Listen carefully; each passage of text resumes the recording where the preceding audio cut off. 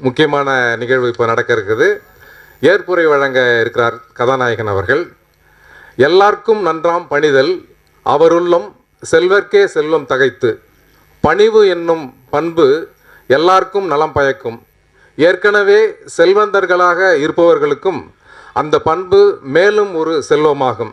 அத்தகைய பணிவு என்ற செல்வத்தை பெற்று பொறுமைக்கு உதாரணமாக திகழ்ந்து இளமைக்கு எடுத்துக்காட்டாக இருந்து, இளமையாக தானே இருக்காரு, அன்பாலும் நட்பாலும் அனைவரையும் கவரும் இவ்விழாவின் கதாநாயகன் ஏஎஸ் திரு மதன் சார் அவர்களை ஏற்புரை வழங்க வருமாறு உங்கள் பலத்த கரகோஷத்துக்கு இடையே அன்போடு வரவேற்கிறோம்.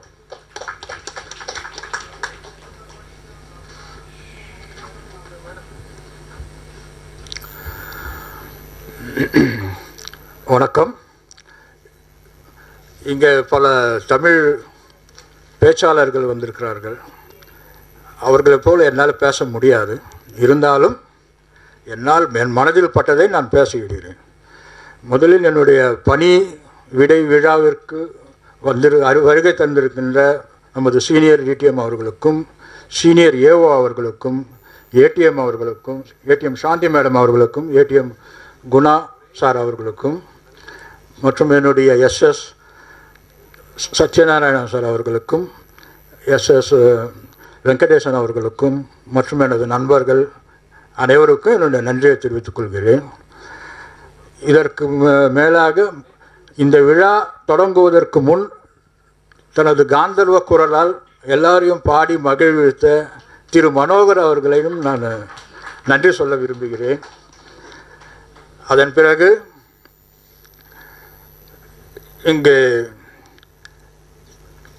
வாழ்வீச்சு கேள்விப்பட்டிருக்கோம்.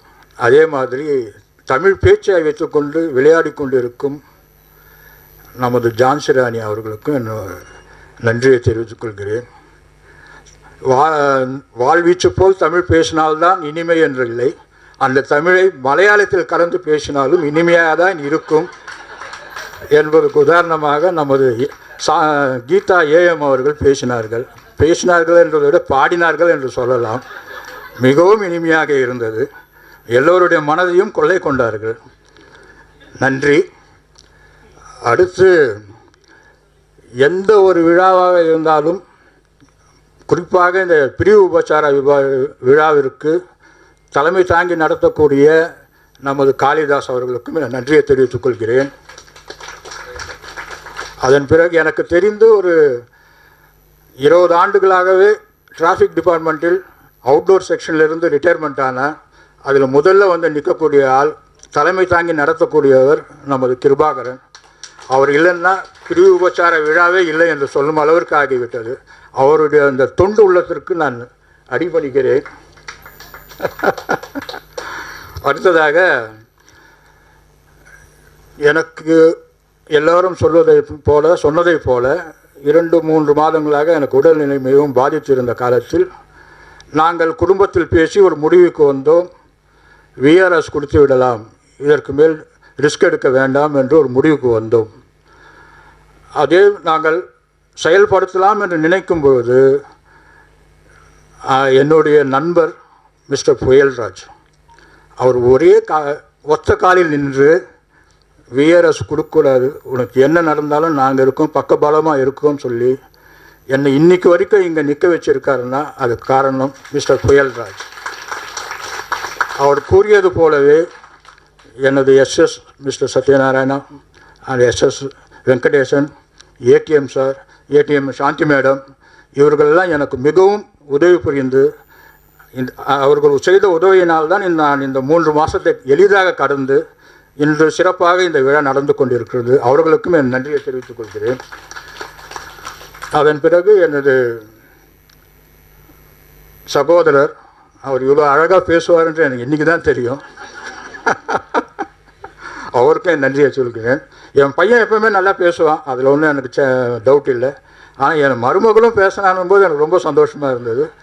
அதனால் அதிக நேரம் எடுத்துக்கொண்டு நான் எடுத்துக்கொள்ளாமல் இந்த விழாவை இனிதே முடிக்கிறேன். நன்றி, வணக்கம்.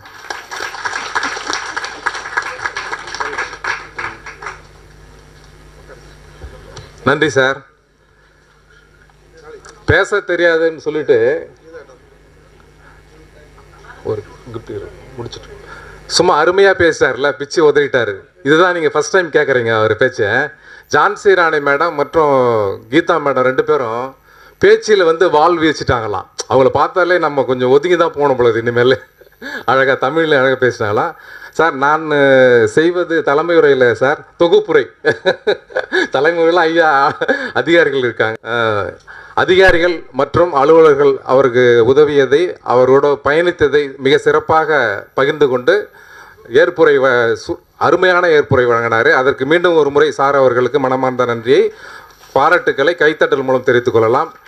நன்றியுரை ஒரு 2 நிமிஷம்.